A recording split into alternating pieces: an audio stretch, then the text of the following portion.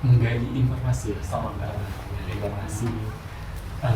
Sebagaimana kita tahu bahwasanya Kawakib dulu didirikan tahun 2002, sekitaran tahun 2010 kalau tidak salah, Syaraf tahun 2002, dan mungkin membuat Kawakib itu sekitar tahun 2010.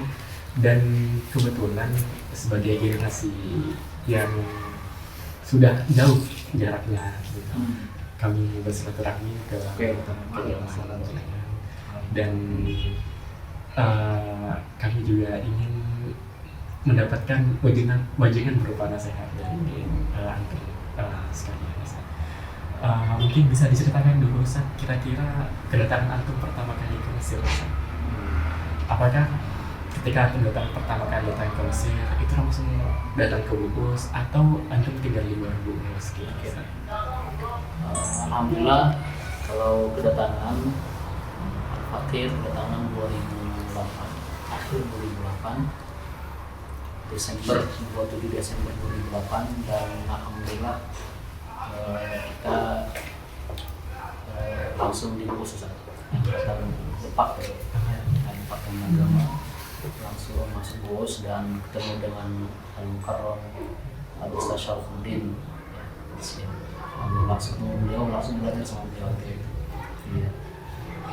Itu otomatis langsung begitu atau bagaimana ketemunya gitu? Apakah ada senior-senior di atas antum yang mengisyaratkan kepada beliau, atau beliau itu memang sudah zahirnya di Bugis itu sudah zahir gitu? Begitu Al-Fakir dan teman-teman masuk bos, dan ketika itu Ustaz Syaraf sudah ada kajian-kajian dengan teman-teman orang Indonesia ya, yang bisa dianggap senior lah itu ya. Beliau itu ketika itu ngaji Syaraf bin Aqil, ngaji usul fiqh, ngajar usul fiqh Syaraf bin Aqil, dan ada juga yang menghafal Quran gitu ya. Dan alhamdulillah begitu Al-Fakir sampai di Bus ya, melihat beberapa teman, beberapa senior itu belajar sama beliau, langsung Al-Fakir itu bergabung lah gitu ya. Dan Masya Allah ya, jasa beliau buat pelajar-pelajar Bus ketika itu ya, orang-orang Indonesia yang sudah melakukan beliau itu luar biasa. Kami itu tiap hari ngaji Syaraf bin Aqil, tiap hari tuh, kecuali mungkin 2 kali seminggu, mungkin berarti 5 kali seminggu gitu. Iya itu. Nanti gantian ke rumah si Fulan, biasa ke rumah si Fulan gitu. Ya, sampai itu hatam. Belum lagi murid beliau yang hafal Al-Quran. Ada yang dari nol itu. Dari nol ya. Hafalannya baru mungkin 2 juz, tapi alhamdulillah berkat kemuridan beliau ya, asuhan beliau itu banyak yang hatam Al-Quran 30 juz. Begitu Syekh. Alhamdulillah. Mas Antum berarti Ustaz? Kalau Al-Fakir alhamdulillah sudah hatam Indonesia. Al-Fakir lebih banyak baca kitab sama beliau. Gitu ya. Berarti kira-kira Ustaz, yang belajar beliau dari kalangan Indonesia itu sudah ramai ketika antum ketemu? Saya itu kayaknya udah angkatan yang keberapa ya? Karena di masa saya aja itu sudah ada murid beliau yang lagi ngambil doktoral. Iya, S3, S2, S3 Azhar tau lah kan. Kalau doktoral berarti mungkin sudah belajar dia mungkin 5 tahun, 7 tahun sebelumnya. Gitu. Dan kabar yang kita dapatkan itu bahwa banyak sekali senior teman saya juga yang seangkatan ya, atau beberapa angkatan di bawah saya itu murid-murid beliau yang rata-rata selesai S2 ya. Ada yang beberapa S3. Dan itu murid-murid beliau semua itu.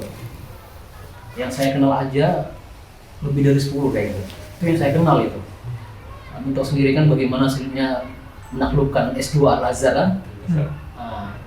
Yang saya kenal aja lebih dari 10. Belum lagi yang kata beliau si Fulan sudah jadi orang besar di Indonesia, si Fulan sudah S3 dan punya jabatan besar di Indonesia. Kita cuma dengar nama-nama saja tuh. Tapi yang angkatan kita itu ya ada banyak lah yang ngambil S2 dan S2 secara khusus ya, karena angkatan angkatan kita kan baru S2 kebanyakan masa itu kan, dan beberapa angkatan di bawah saya itu sekarang ada yang beberapa orang ambil S2 juga, dan sebentar lagi yang menekos ya.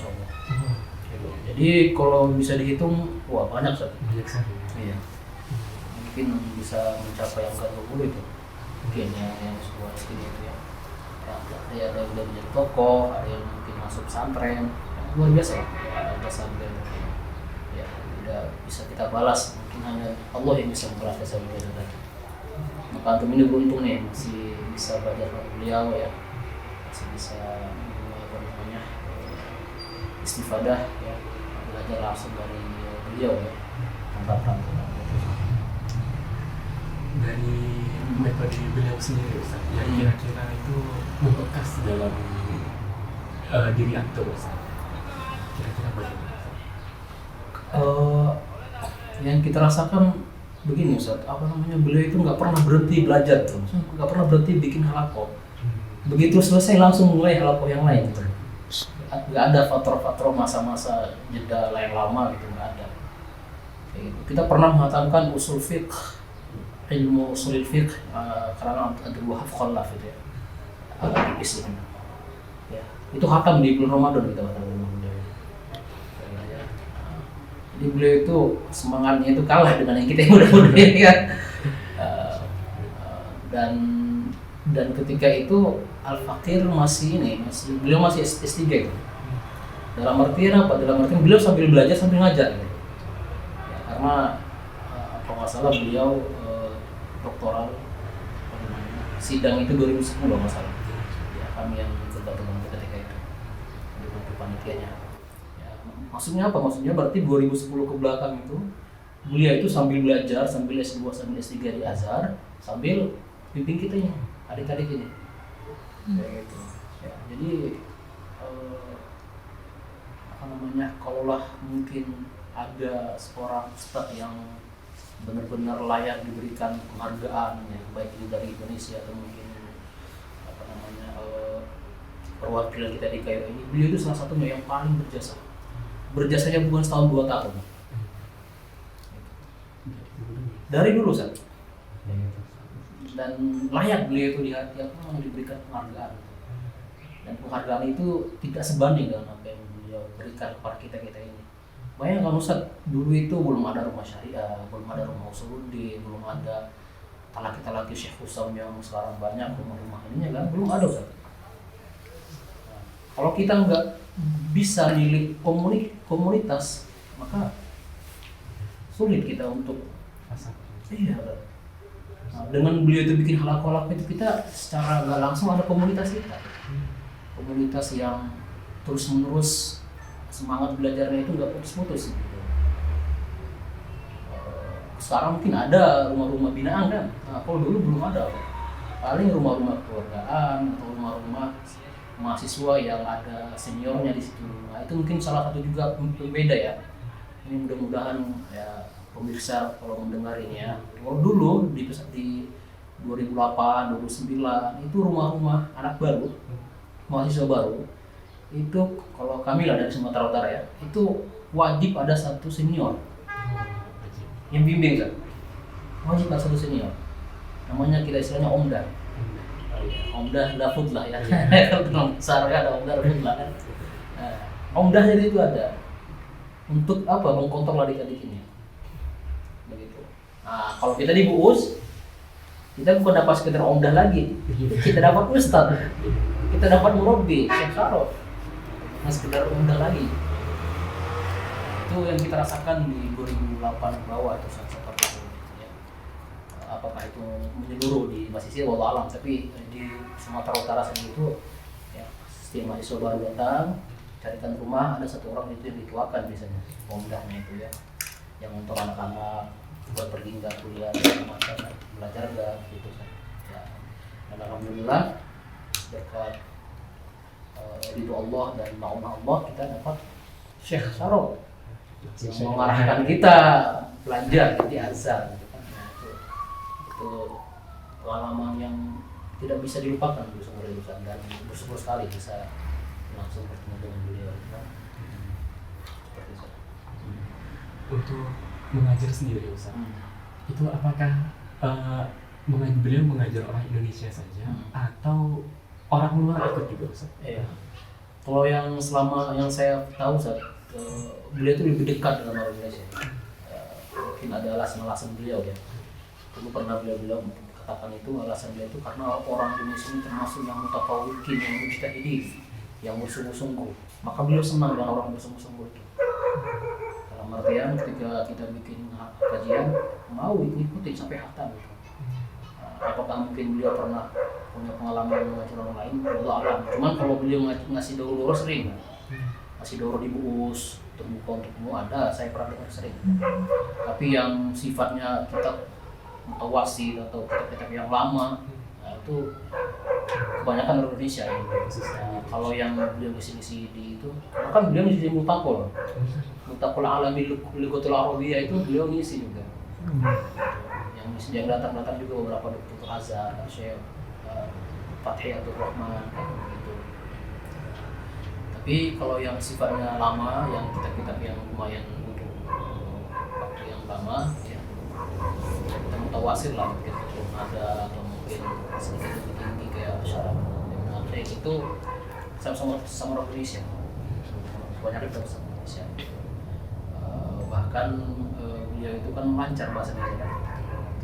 Dan setiap kita hatam itu kita biasanya jalan-jalan hadits azhar, karena kita hataman syarat menafil, kita jalan-jalan ke hatamannya di Masjid Azhar, kemudian makan-makannya di hadits azhar. Itu berapa dari 10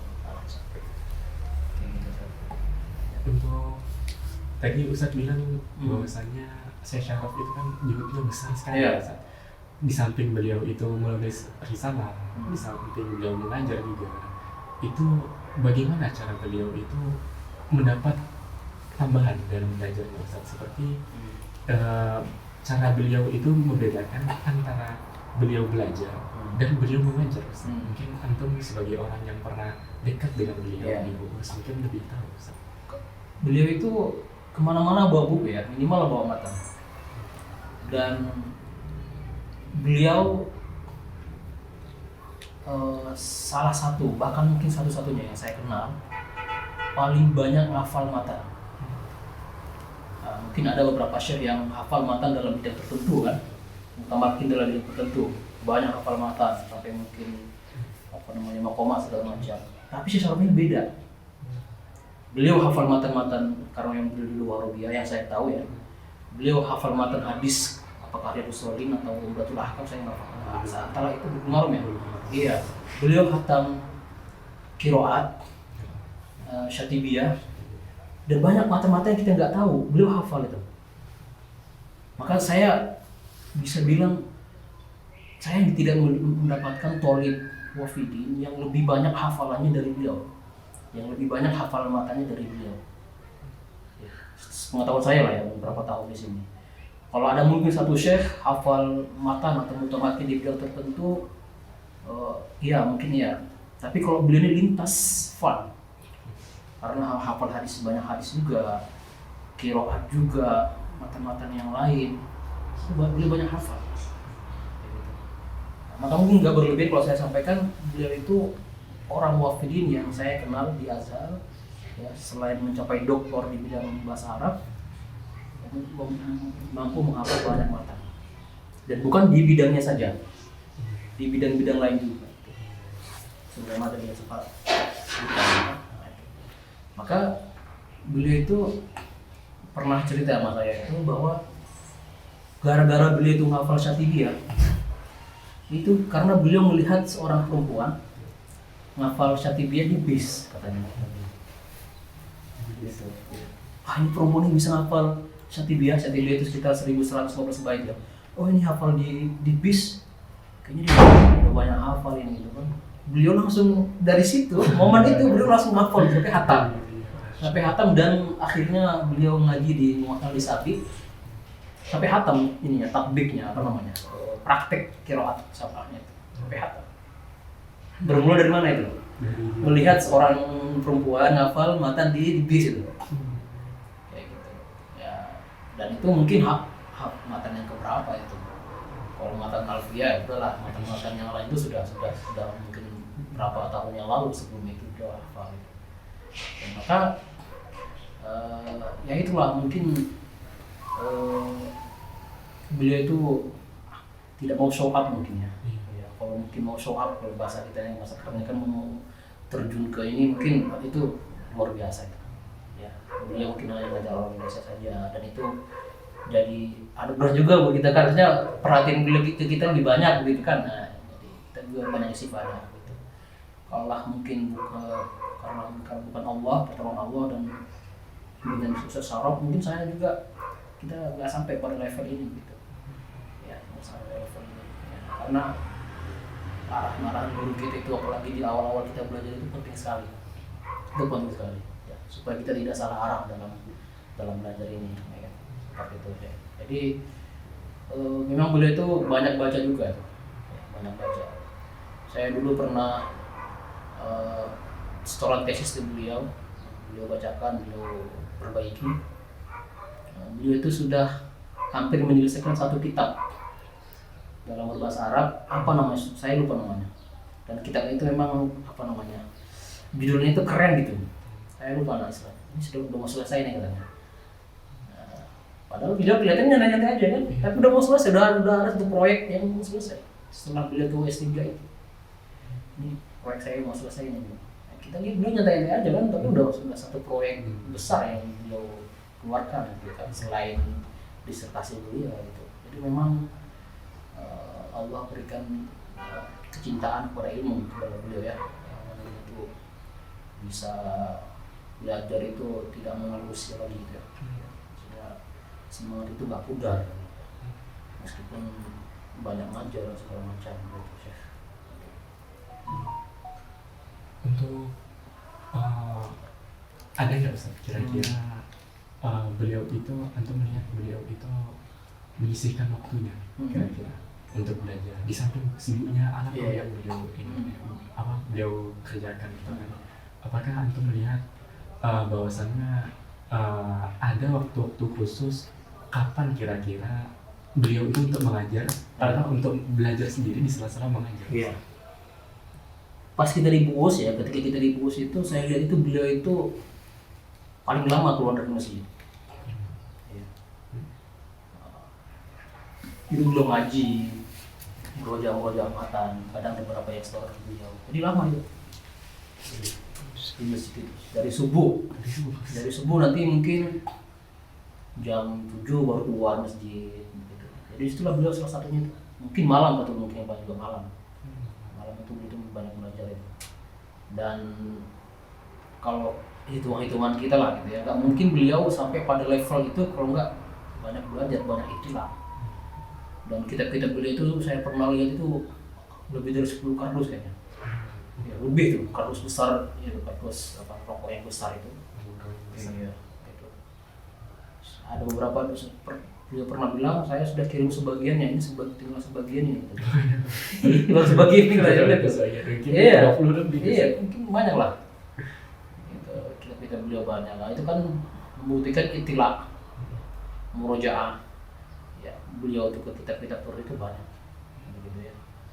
Ya, sampai beliau bukan begitu banyak kitab gitu ya. Dan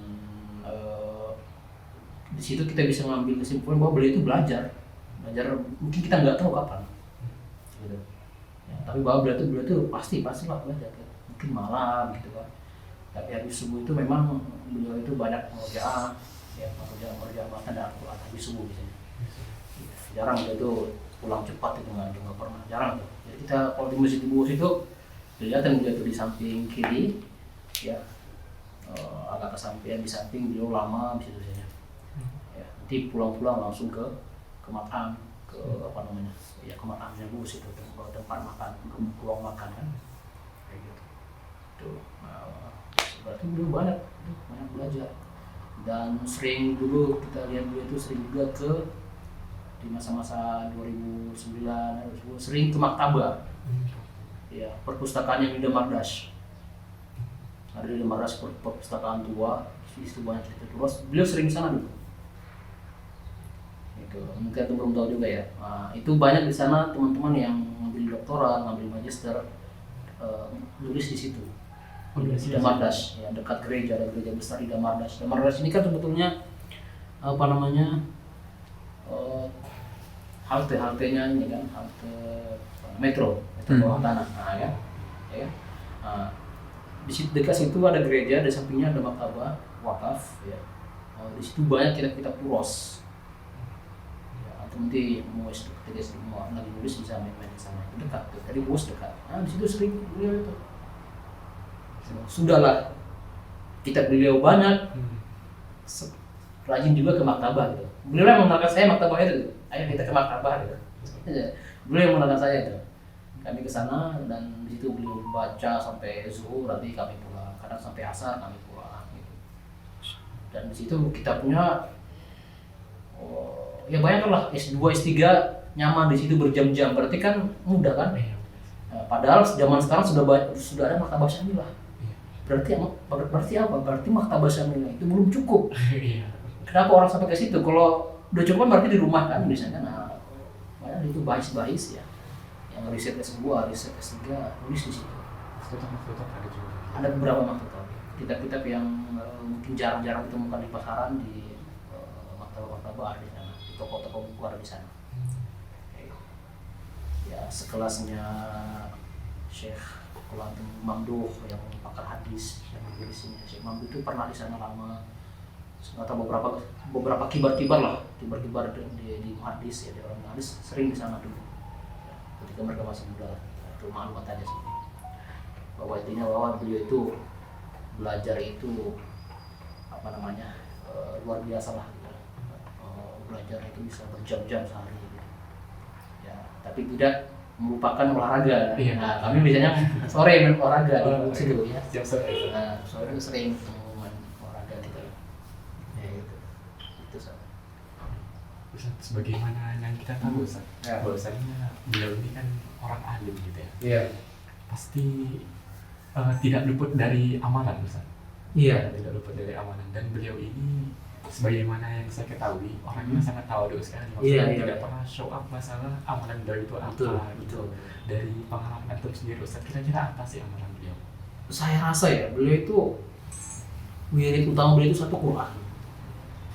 Ya, Quran. Pastinya saya nggak tahu berapa juz sehari, tapi Quran itu pasti banyak porsi beliau.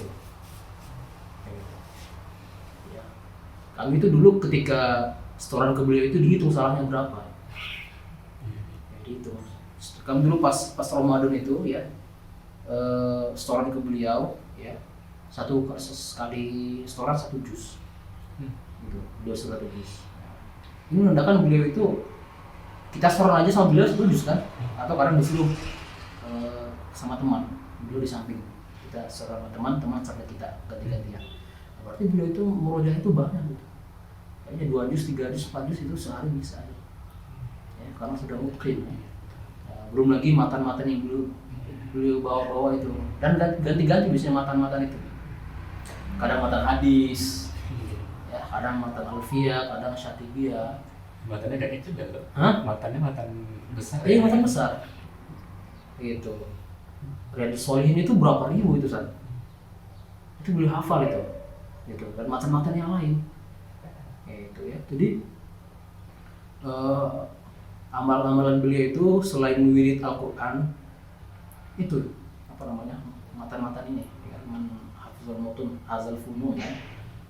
Jadi wirid beliau itu matan gitu ya. Makanya zakirohnya kan kuat, hafalannya kuat kan, istihdornya kuat gitu. Dan ketika ngasih satu permasalahan ya langsung beliau istidor kan. Dan yang uniknya lagi beliau itu ya, yang saya nggak pernah mendapatkan dari guru-guru. Yang uniknya lagi itu, ketika kita belajar, itu saking istidor beliau itu ya. Mungkin kamu sering juga merasakan ini. Ketika kita baca nahwu, baca usul fiqh, ada kata-kata yang ada dalam Al-Quran. Ini di mana ini? Ini di mana ini? Disuruh lanjutin. Jadi beliau itu sambil ngajar sambil buat kita mikir gitu, mikir hafalan kita. Dan kelihatan nanti siapa di belakang itu yang hafalannya lemah gitu. Dan beliau akan senang sekali ketika kita jawab.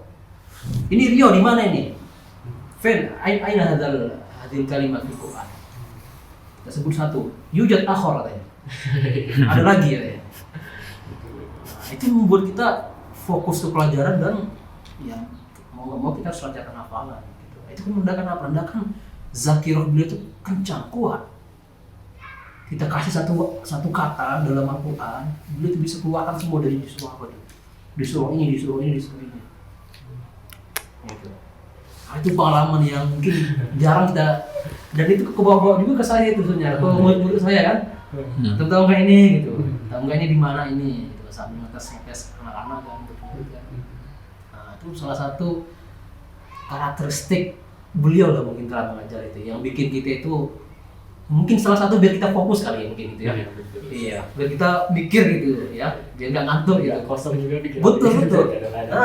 Belajar kosong pikirannya gitu. Ya, itu menandakan beliau itu merujanya pasti banyak, kayak gitu ya, pasti kuat ya, apa namanya, pasti banyak porsi merujahnya gitu ya. Secara khusus mata-matanya dengan Al-Quran gitu.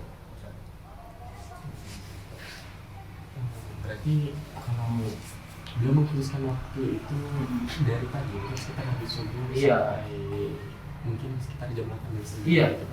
Dulu kita belajar sama beliau itu sore malah. Oh sore. Jadi mungkin pagi itu beliau banyak belajar. Gitu. Nah, kita itu kadang sore, kadang malam. Jadi memang porsi pagi itu beliau buat belajar. Pagi mungkin merujak hafalan, matan-matan, ya. Bukan mantan ya. Nanti sore atau malam kita belajar sama beliau itu. Dan suasananya itu hangat. Suasana kekeluargaan itu kerasa. Jadi kita kayak belajar sama kakak kelas tapi sama kayak guru juga gitu loh. Nah itu kelebihan beliau juga, bisa memposisikan beliau sebagai kakak kelas kita, bisa memposisikan anak mungkin kan belum paling berapa tahun kan, mungkin itu jaraknya agak jauh kan. Kita mungkin jaraknya apalagi senior-senior kita kan mungkin paling 5, 6, 7 tahun gitu. Nah itu kelebihan beliau juga tuh. Kita merasa dekat sebagai teman, kadang-kadang main bola segala macam kan. Tapi di satu sisi beliau punya haibah. Itu kelebihan beliau juga itu. Ada haibah, kelihatan haibah. Ulama beliau itu ada haibah, merasa kita kayak dekat.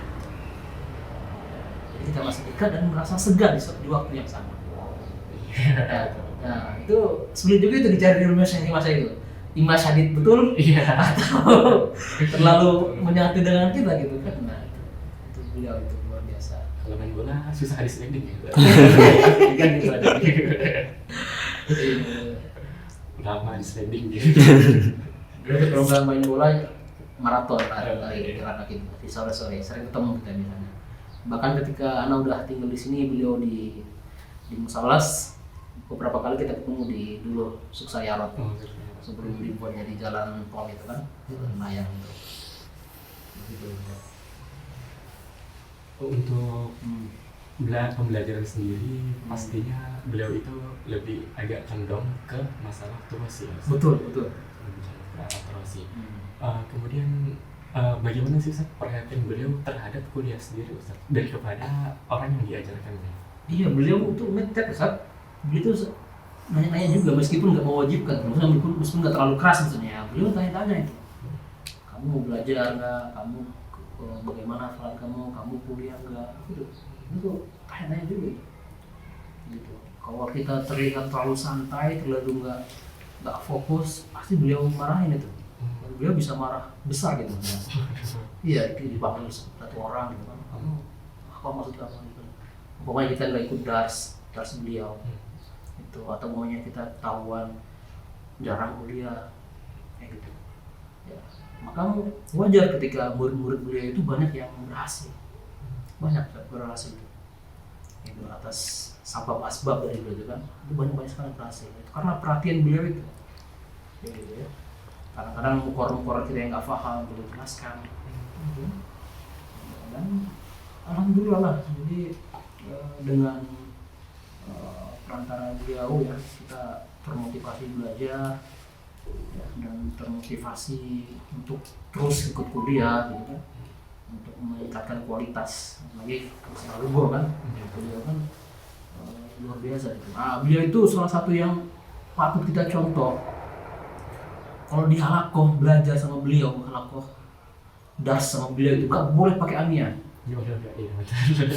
Walau kalimatan wahidatan.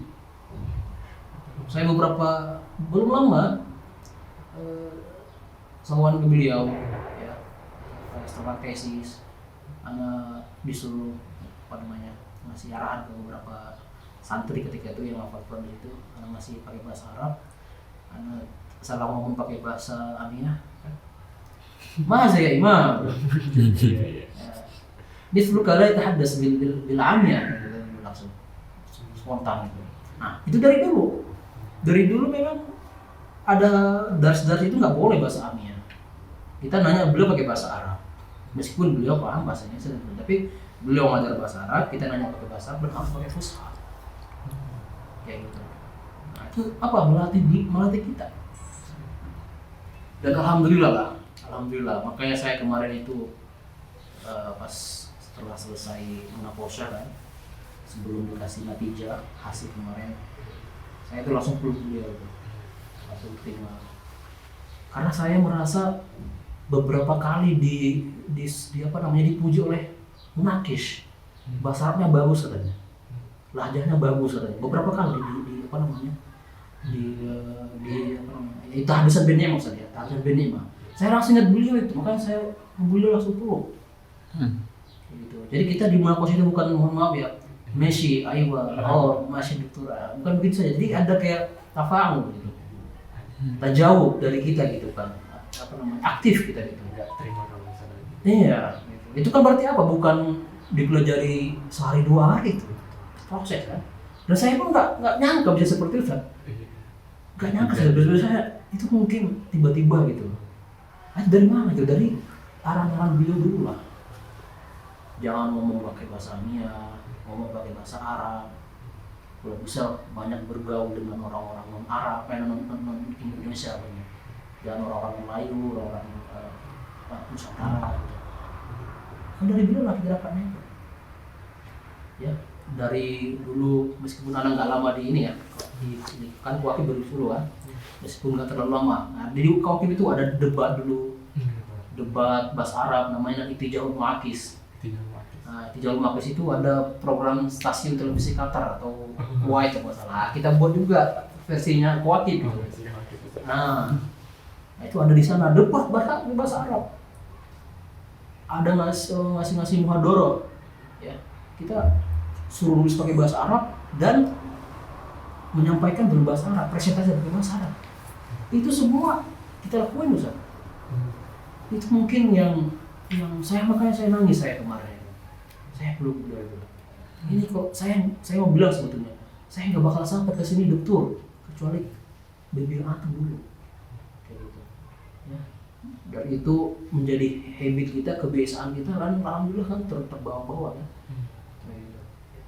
Dan beliau kadang-kadang sering puji-puji kita, padahal mungkin untuk beliau tuh sadarnya masih biasa kan. Saya pernah dipuji-puji beliau, saya rasa ini mungkin salah satu materi beliau ini. Nah, saya pernah ngasih muhadoro pakai bahasa Arab, ya, disuruhnya khutbah irtijaliyah gitu. Tiba-tiba kamu si fulan datang, kamu yang ngisi pakai bahasa Arab. Waduh, gimana ini? Itu direkam ada rekamannya. Dia muji-muji ketika itu, ya itu mungkin mengangkat ini kita maknawiyah, supaya kita tetap ya merasa itu dihargai dan merasa mungkin supaya kita lebih giat lagi lah. Makanya kemarin itu ketika munaposya saya dulu lah ya, karena arahan beliau, bimbingan beliau dari dulu itu sangat berbekas itu. Dan sangat membantu ketika menapaki proses kuliah yang diajar itu. Dan berapa banyak yang S2, S3 ingin pulang, menyerah, tapi dengan arahan beliau lanjut. Bukan 1-2 Ustaz. Dan berhasil Ustaz? Hah? Berhasil. Ada yang sampai 2 kali curhat, 2 kali mau meninggalkan ini. Saya mau tinggalkan ini, berat nih. dengan arahan beliau enggak jadi. Itu awalnya di Tamhidi. Tamhidi itu kan berat kan? Tamhidi itu kelas persiapan ya untuk pemirsa ya. Subtitle lah. Tamhidi, ada teman saya Tamhidi di atas saya. Berat Tamhidinya, tahun pertama gagal. Udah saya pulang aja, datang ke beliau. Jangan pulang, lanjutkan dulu. Lulus. Tamhidi 2 lulus. Nulis berat. Datang lagi ke beliau, udah saya tinggalkan aja, jangan, lanjutkan. Lanjut, alhamdulillah. Sekarang si Fulan itu jadi mudir pesantren di Sukabumi. Ada lagi satu lagi orang Sumatera Barat. Ini enggak saya sebut nama lah ya. Saya sebut daerah biar saya bukan hoax gitu maksudnya. Sumatera Barat. Datang ke beliau. Syekh, berat nih Tamhidi. Udah coba dulu. Akhirnya jadi lulus. Akhirnya dokter sampai dokter. Sampai dokter. Itu baru gue yang saya tahu, ada beberapa yang saya kenal, tapi yang jelas itu 2 orang saya kenal itu. Jelas sebenarnya tahu orangnya dan melihat langsung di lapangan. Yang lain masih banyak Ustaz yang datang ke beliau itu, termasuk saya Ustaz. Saya dulu tanpa bantuan beliau, tanpa semangat beliau mungkin saya bisa jadi mungkin meninggalkan. Kalau saya bilang, proyek tesis saya itu berat. Proyek saya itu berat. Beda dengan proyek-proyek lain lah. Ya. Salah satu buktinya bahwa proyek kami ini yang saya itu sampai sekarang belum selesai di Azhar. Belum selesai, masih ada yang tersisa. Biasanya kan proyek itu sebulan selesai kan. Proyek saya itu berat sekali. Karena banyak masalah ilmuwiyah, padahal tidak ditafsir. Ya. Banyak masalah ilmuwiyah. Padahal yang saya datang ke beliau. Salah kata beliau terus. Saya datang tiap minggu saya datang ke beliau. Beliau sibuk sebetulnya ngajar tahfiz, tapi beliau sempatkan, ayo baca ya Imam, ayo baca Imam baca. Salah ya Imam, salah gitu. Karena ditanya terus itu. Bahkan ini dari berkah beliau mungkin ya. Berkah dengan dekat dengan beliau itu, saya pernah nggak bisa baca maktutot itu, manuskrip itu. Saya datang ke beliau belum ngomong, saya bisa baca. Karena beliau ya. Makanya. Saya sebelumnya itu saya berbulan-bulan nggak bisa baca Ustaz. Berbulan-bulan. Lau Mata Laim. Ada hasyiah di proyek kami itu tafsir dari Lau Mata Laim. Lau Mata Laim itu disyarah sama beliau, tapi titiknya hilang. Kalau titik hilang kemana-mana kan bacanya kan. Saya nggak bisa baca itu. Berbulan-bulan saya, mungkin bertahun-tahun malah mungkin. Saya tinggalkan, nggak bisa. Saya datang ke beliau, nggak bisa dokter ini, nggak bisa Syekh ini. Beliau belum ngomong, dokter saya bisa baca ini. Alhamdulillah katanya. Dan itu bukan sekali 2 kali, Ustaz. Ada beberapa itu saya duduk depan beliau itu, saya nggak bisa baca, akhirnya bisa kebaca di situ. Futuh, itu namanya futuh itu kan. Gitu. Berkat dengan masyayikh kita itu, berkat masyayikh kita itu Ustaz. Maka saya, ya Allah, saya berbulan-bulan nyari sendiri ini gitu. Saya datang ke beliau, Allah berikan futuh di waktu itu juga. Bahkan itu termasuk yang ditanyakan kemarin pas munaqasyah. Itu termasuk yang Allah berikan futuh di depan beliau itu. Makanya saya masalah itu saya ingat betul gitu. Masalah yang itu ingat deh, terpatri gitu. Karena pahamnya itu saya, ya bisa saya bacanya itu ketika di depan beliau. Maka ketika munakis kemarin bilang, dosen penguji bilang, baca yang ini, gimana pendapat kamu? Langsung spontan, begini, kata si Fulan nggak boleh, kata Ibnu Hisham nggak boleh. Ada yang bolehkan si Fulan. Saya ingat itu karena saya pahamnya itu bisa bacanya itu ya, karena manuskripnya jelek ya, saya bisa baca di depan beliau. Jadi ya mindimni karomah lah ya, karomah dulu itu. Sama sekali. Iya. Dan mungkin tidak banyak orang yang tahu kan, karena beliau memang ya bergaul sama kita gitu kan. Tapi saya rasa kalau murid-murid beliau itu ditanya bagaimana kehidupan beliau, bagaimana cara belajar itu, kalau kita kumpulkan bisa jadi kitab tebal gitu. Diujikan di tesis juga. Iya. Maka ya kalau Eh, untuk pesan-pesan beliau Ustaz, ketika antum mengerjakan tesis, ketika antum berada di S2, itu yang kira-kira terpatri dalam diri antum itu apa Ustaz? Soalnya begini Ustaz, sebagaimana kita tahu dan sebagaimana kita dengar dari antum tadi, bahwasannya S2 itu memang tidak semudah S1 Ustaz, dan itu ujiannya berat sekali Ustaz.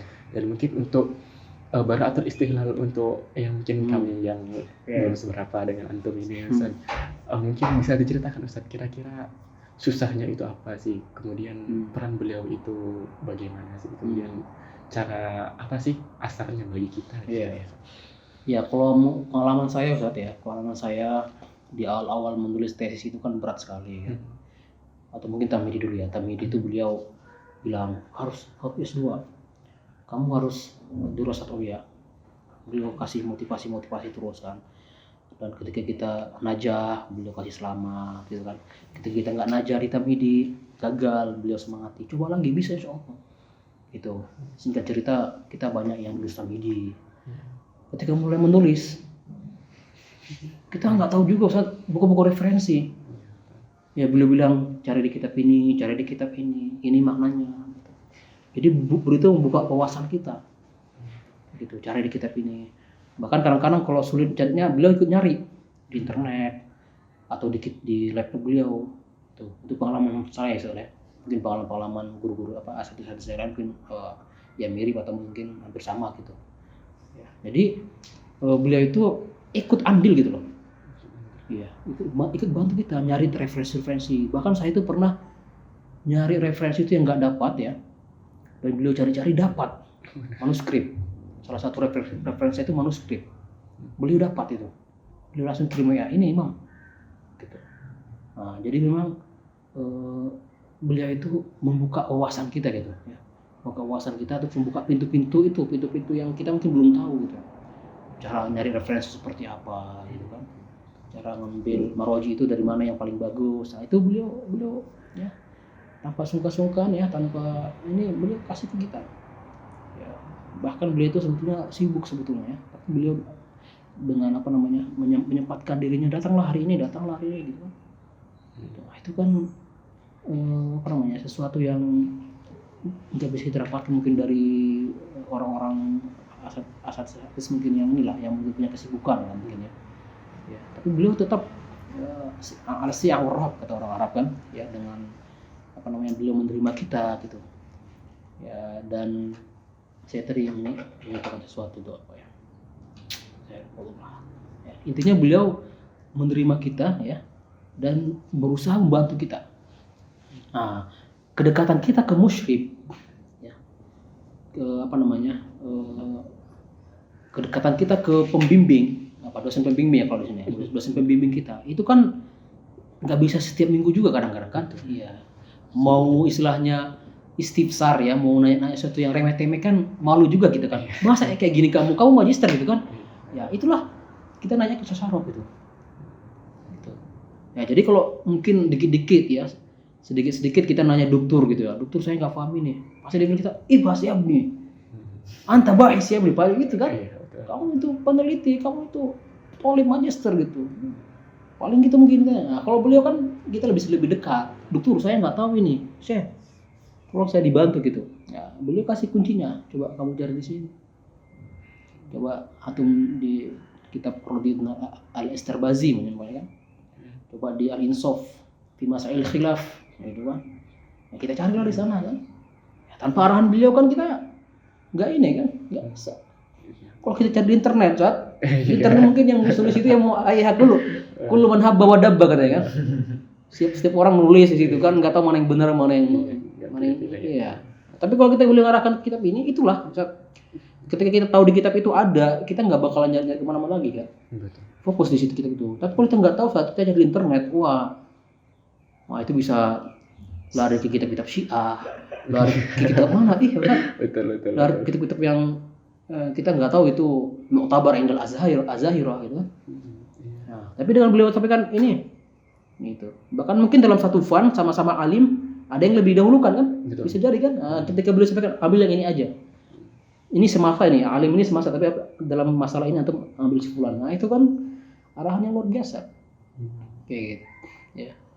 Dan apalagi ketika tesis anak kemarin itu banyak masail lugawiyahnya, ya kami di bidang tafsir nggak banyak tatollo, nggak banyak punya akses ke kitab-kitab lugaw. Beliau lah yang ngasih tahu di sini gitu. Bahkan saya itu beberapa kali ya dengan arahan beliau itu ke Maktabah Lugha Arabiyah. Saya nyari referensi di sana. Maktabah Lugha yang di bawah itu. Itu ada ribuan kitab gitu, tesis, doktoral gitu.